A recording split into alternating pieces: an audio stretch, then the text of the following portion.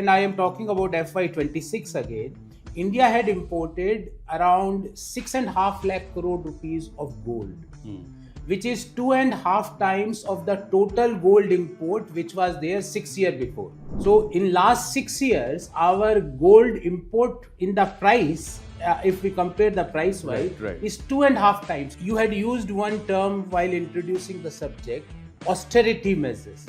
I will say government is not saying austerity. Government is saying have the smartness in buying. More than 6,800 companies had shut down or relocated to other places in West Bengal. In last 15 years. More than 6,800 companies. I'm making this statement. Why this had happened? That syndicate culture, the cut money culture, that culture has to be stopped. 1.8 lakh crore. Correct. So 1.8 lakh crore, if foreign exchange outflows, if we can save the current account deficit, which is somewhere around 3 lakh crore, everything is resolved. So that is what Prime Minister is suggesting. Petrol and diesel prices had not been increased. I mean to convey the pump prices. Even the developed economies had increased. So 11.5 lakh crore is annual crude oil import bill of India. Around 87% of our consumption requirement we are importing from other countries. The prices had increased, and not only prices, because of these geopolitical tensions, the trade routes and the shipping routes are also changed. Correct. So the logistic cost had also increased drastically. Let me talk about the elephant in the room. I mean, will there be a fuel price hike, if at all? Hello and welcome to Fortune India in Conversation. I am Ashutosh Kumar. The Indian economy is undergoing a lot of churn due to the West Asia crisis, and Prime Minister Narendra Modi has announced austerity measures. In fact, the states have also undergone political changes after the elections, and it means that a lot of policy paradigm is going to change at the state level as well. To talk about all these developments, I have with me as my guest Mr. Gourav Vallabh, member of Prime Minister's Economic Advisory Council. Thanks a lot, Gauravji, for hello and greetings to all of your viewers. Thank you. So, the first question that I would like to ask you, Gauravji, is how serious this entire situation actually is, and what is the thought process inside the government? Ashutoshji, you mentioned only one geopolitical pressure, but I am telling you there are three geopolitical tensions. Right. First, you had pointed out the West Asia conflict, which is still not resolved, and the global supply chain disruptions are there because of that conflict. Second, still European economies are absorbing the after effects of the Russia-Ukraine war. Exactly, yes. And the third is the US-China commodity conflicts, commodity pricing conflicts, which is going on. In this, still, when we are talking in FY27, as per all global agency, Indian economy is the fastest growing economy. Right. But what is happening that the crude oil, and I am starting one by one, the crude oil, the total import of the crude oil in FY26 was somewhere around 11.5 lakh crores. At that point of time, the per barrel price was $70. Right. Today, when we are doing this podcast, the crude oil price in the international market is $105 per barrel. Means somewhere around 50 to 60% jump. And Indian economy is the only large economy where the petrol and diesel prices had not been increased. I mean to convey the pump prices. Right. Even the developed economies had increased. So 11.5 lakh crore is annual crude oil import bill of India. Around 87% of our consumption requirement we are importing from other countries. The prices had increased, and not only prices, because of these geopolitical tensions, the trade routes and the shipping routes are also changed. Correct. So the logistic cost had also increased drastically. Right. So this is point number one. Point number two, every year, and I am talking about FY26 again, India had imported around 6.5 lakh crore rupees of gold, which is 2.5 times of the total gold import which was there 6 years before. So in last 6 years, our gold import in the price, if we compare the price wise, is 2.5 times more. Right.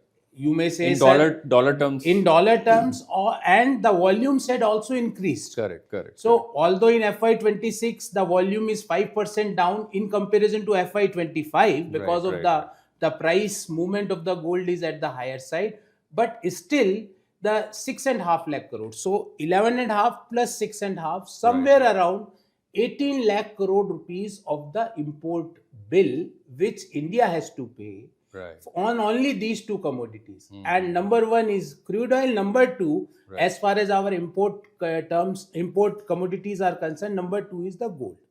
Now, what government is telling us, you had used one term while introducing the subject, austerity measures. I will say government is not saying austerity. Government is saying have the smartness in buying. Right. Do the calibration, calibration. Yeah. So they are not, the government is not banning anything. There is no panic at all. We are a strong economy. We will be strong economies in the days to come also. Still, after all these geopolitical tensions, our inflation numbers are somewhere around 4%. Yeah. So everything is under control, but by these smart movements, smart decisions, rational decision, or I will call one term, the economics of patriotism. Right. So if everybody apply in our consumption of these commodities the economics of quiet patriotism, then naturally if we reduce our 10% of the amount, then that turns out to be somewhere around 2 lakh crore, 18 lakh crore, 1.8 lakh crore. Correct. So 1.8 lakh crore, if foreign exchange outflows, if we can save, the current account deficit, which is somewhere around 3 lakh crore, everything is resolved. So that is what Prime Minister is suggesting. That is what Prime Minister is advising. He's telling that every year there are 5,000 marriages of Indian couples which are happening in different parts of the world. So Prime Minister is telling, instead of Germany or Italy or Dubai or Switzerland, do it in India. Do it in Udaipur or Jaisalmer or Rishikesh or Kerala or Mangalore, and these are Shillong, and these are also world-class locations. Right.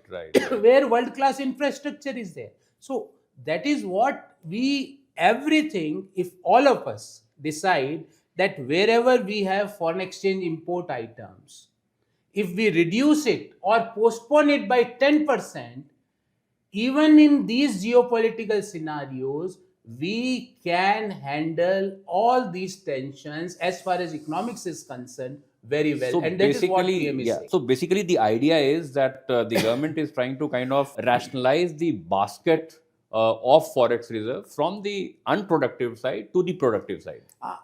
Rationalize is one point. I will say the smartness.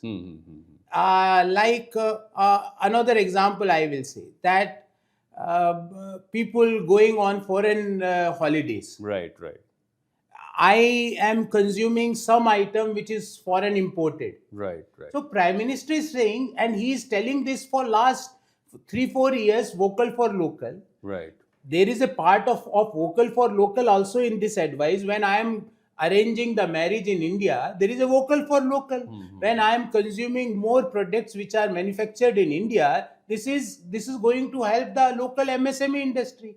But for these two commodities, crude oil and gold, so Prime Minister is not saying stop this or stop that. He is telling that have the smartness. Right. If possible, postpone that. Right. And postponing will help us as far as forex is concerned, as far as the pricing of gold for the individual household is concerned. Right. And if by all these carpooling or metro use or public transport uses or work from home, if 10% of the crude oil requirement comes down, we can handle this geopolitical problem better than any other country of the world, and without having any kind of disruption on our economy. But Mr. Vallabh, having said that, I mean, would you agree that these are some of the quick fixes and some of the major reforms have still to be taken? Because the fact remains that at least that India is dependent on foreign sources for energy. We are importing 85 to 87% of our energy needs, as you pointed out. In fact, I would like to take you to what Mr. Uday Kotak said yesterday. He said that a big shock is coming and we need to prepare for that. In fact, PS2PM, Mr. Shaktikanta Das has also mentioned that there is no policy complacency and next big moves will come. So right now, we have seen a lot of tinkering. We have seen tinkering on excise duty. We have seen changes for the aviation sector. We have seen this whole ECLGS 2.0 or the next phase that has been announced, like it was done in time of COVID. But what next from here in terms of that big bang policy push? See, as we always used to say, those policy reforms are continuing and ongoing exercise. Land reform, labor reforms, legal reforms. These 3L reforms are going on every day. Yesterday also there was a big thing that states are now ready for having the labor reforms, notify the labor codes and how what is the state's role in that. Everything we are continuing with that kind of reform. So as we say, there is always an opportunity in the problem. So India can exploit that opportunity also. And what Mr. Kotak had said, there is a geopolitical tension. Nobody is denying that. Right. Our petrol and diesel price are under stress. Everybody is aware of that. Right. If 60% your crude oil prices in international market had gone up, then naturally there is a stress on the economy, and for an economy of our kind, there will be stress more because we have 87% of our dependency on the imported crude. But the silver lining is that if this can be an inflection point for having the alternate uses of the transportation. Prime Minister had pointed out about the uses of EV. He had pointed out about the uses of the metro and the public transport.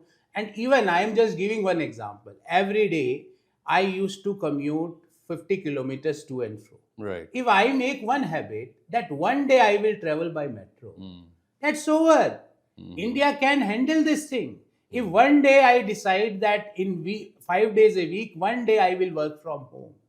If I am going for a meeting to Bombay and I decide that I will have a virtual meeting, that's what Prime Minister is telling. And if 140 crore of us will start doing this, I am telling not 10%.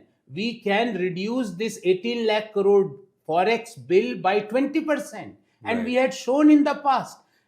Nobody was admitting that how this such a large scale vaccination drive will happen. We had shown in the COVID that India was one of the fastest country to complete the vaccination drive of COVID. GST reforms. People used to say, "Arey, GST, there was a lot of hindrances, hurdles, and now GST is well in system, and that's giving us the fruits of the indirect tax reform." Exactly. Third, I will give you one more. I remember one ex-finance minister of the country used to laugh, "Arey, sabji wala UPI se thodi paisa lega." Correct. He made this comment. And now forget about sabji wala. It's all encompassing. If we decide, and Prime Minister Modi ji had a habit of democratizing the decision. He had a habit of taking the entire country together whenever these kind of issues are happening. And this time also, in LPG, if you remember that subsidy, people, they came ahead and they forgive the subsidy on the LPG cylinders. The same we are going to do this. No need of any panic. Indian economy is resilient. Indian economy is strong. Together, 140 crore people are going to tackle these three geopolitical tensions, and we will defeat them, and we will continue growing with ongoing reforms which are there in our books. Right. So your point is taken and very fair. In fact, the government is known for taking some really very strong decisions. But we have heard the numbers on under recoveries for the oil marketing companies. We have, in fact, there was a 1,000 crore of daily losses are being incurred. So we have a government that takes strong decisions in the favor of the country and the country's economy. We have seen it in the past. But when it comes to that big decision, let me talk about the elephant in the room. I mean, will there be a fuel price hike? If at all, what could be the way forward? Predicting this is right now, for me, it is not right that whether it will be or not will be. But I am telling you, with the advice and suggestions given by Prime Minister, if we replicate this in system, and every day we are seeing that there is a response of the citizens on the PM's advice, then we can overcome this particular hike in the crude oil price. Do you think that there will be people will use their wisdom and self-regulation and come forward to it, or do you think that the government will have to No. enforce it? People understands everything. Right. I am telling you, I took a pledge that once in a week I will travel by metro. Right. I took a pledge. I asked my wife also to do that. But yours is an EV, if I'm not wrong. That's a EV. But even EV also, I will be traveling once in a week to my work by metro. Mm-hmm. So people understands all this. And not only this, I am on many WhatsApp groups. People are saying like this, that they, and why not to postpone the gold buying decision for a year? Right. And if necessary and compulsory for marriage is there, buy it a small portion. Right. Like I will give you one typical example. In a typical middle class marriage, there is a 15 to 20 lakh rupees of import intensive buying. Okay. Which requires forex. Okay. There is a gold. Major portion is there. Right. Then some decoration items. Right. Then some high-end cosmetic products. Mm-hmm. These three things happens in a typical middle class buying. Right. If in this 15 lakh, and that is spent on a one day of marriage, if we reduce it by 10% and 1.5 lakh rupees, if we give a FD to the newlywed couple, which is maturing after 1 year, and after 1 year, whatever they desire, buying gold or buying silver or anything else, they can do. Right. So that is what if we it's not that no need. People are taking, especially few opposition leaders, कि भाई सोना खरीदने का मना कर दी. अरे PM had not said this. Don't try to create panic in the economy. They tried this 2 months back. अरे cylinder नहीं मिल रहा. I am asking you, is there any disruption? Answer is no. Then they tell, अरे petrol खत्म हो गया, Strait of Hormuz से जहाज नहीं आ रहा. See the power of the flag of India. Every ship of every country of the world is stopped in the Strait of Hormuz, but the ship with Tiranga is getting a passage. Right. So in last 2 months, is there any disruption? In the neighboring countries of us, there is 100% hike in petrol and diesel prices. 100%, double. Right. Not a single penny is increased. Right. That is the resilience of Indian economy. That is the power of Indian economy. Right. And if we are together collectively, if we are going to do this, and 10 to 15% of forex buying, if we postpone for some time, and if we got a habit of buying locally, that's a double impact. If, for example, we are using public transport or EV or for that matter metro, then naturally there is an impact on environmental pollution also. Right. So these are many benefits which are. I really take your point, but you mentioned one word over here, collectively, and when we talk about this collective responsibility, there comes an aspect of the states also. State government, so to say. Now, how will center and the state government come on the same plane when it comes to judicious spending? Ashutoshji, the best, especially in the context, sir, of the recent elections that have happened, the kind of political plank that we have seen, the giveaways and the reveries, as we generally call. So in this particular context, how will center and the state be on the same plane? See, one by one, in most of the states, and if I will say around 80% of states right now, there is a double engine government. Right. So the probability of conflict is very low. But freebies is something which is all encompassing. I'm coming to that. I'm coming to that. I think you are more focusing on the eastern states who had recently gone for an election, like West Bengal, Assam. Yeah. Ashutosh ji, in last 50 years, first time it had happened that in the 4 eastern states, Odisha, Bihar, Bengal and Assam, the same government is there which is having government in Delhi. The same party is having the government. Correct. It happened after 50 years. Right. 50 years. Right. So now what we have to do, I think, and if your question is more particular to Bengal, I will give 5 enablers. Right. 1, 2, 3, 4, 5. Number 1, the fiscal credibility. If I talk about Bengal precisely, there is a debt of around 8 lakh crore. Right. And which is somewhere around 38% of GSDP. And the median debt of Indian states is around 28 to 30%. Yeah. So that is, first of all, the fiscal credibility of the state has to be improved. I will come to your point, but that will be my point number 4. Okay.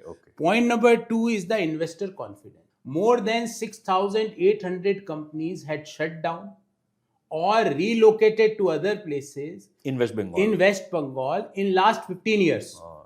More than 6,800 companies. I'm making this statement. Why this had happened? That syndicate culture, the cut money culture, that culture has to be stopped immediately. Correct. And we are committed to do that. Point number 3, the gateway activation. I will say the Bengal's geography is at such a place, I don't think any other state is having. It has an access to the entire south. Bangladesh, which is the 4th largest trading partner of our country. Correct. Around 1.9 lakh crore rupees of trade we do with Bangladesh. Bhutan. Correct. Nepal, 80,000 crore of goods of Nepal moves via the West Bengal's ports. Then Northeast, all states, their logistic movements has to be via West Bengal. So this activation of this location, and I call this as gateway activation, is very much required. And not only this, we can, by this gateway activation, we can start doing trade and business till Japan. Right. This is point number 3. Point number 4, which is your primary question. We have to convert welfare to the productivity. And nobody is against welfare. But welfare has to be converted to productivity. Giving money to the people, not a bad idea. I am not against that. If somebody requires some 5 kg atta or 5 kg rice, not a bad idea. But we have to convert welfare to productivity, and center and states collectively are doing this and they are thinking about this, and this is going to be replicated in the days to come. Right. And last but not least, the digital governance. Maybe in the form of single window scheme, maybe in the form of no stoppage or tipism at various levels. Right. So if these 5 enablers we do, I am telling you, Bengal, whose contribution was somewhere around 10% in 1960 in the national GDP, right, which is right now around 5.5%. 5.5%, yeah. So we can again take Bengal to the previous level as far as the state's contribution to the national GDP is concerned. Right. And last but not least, in 1960, the MSME, the largest concentration of manufacturing MSME was in Bengal.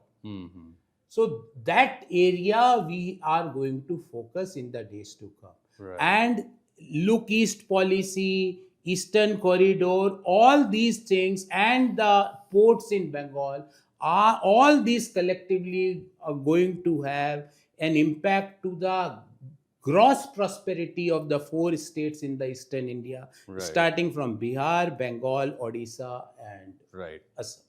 So that's the broad theme, but you've also mentioned about MSMEs and it automatically entails manufacturing. But land being such a contentious issue in West Bengal, though there is now a change of government, but what makes you confident that you will be able to kind of ride over that mentality because it's an important part of the capital? When I said about digital governance, the first thing in digital governance, one of the first thing is converting land records in the digital form. If the states who had done this, the problems, litigations, as far as the land is concerned, had come down drastically. And these 5 enablers are having power to drive the economic transformation of the state. And we are going to show this.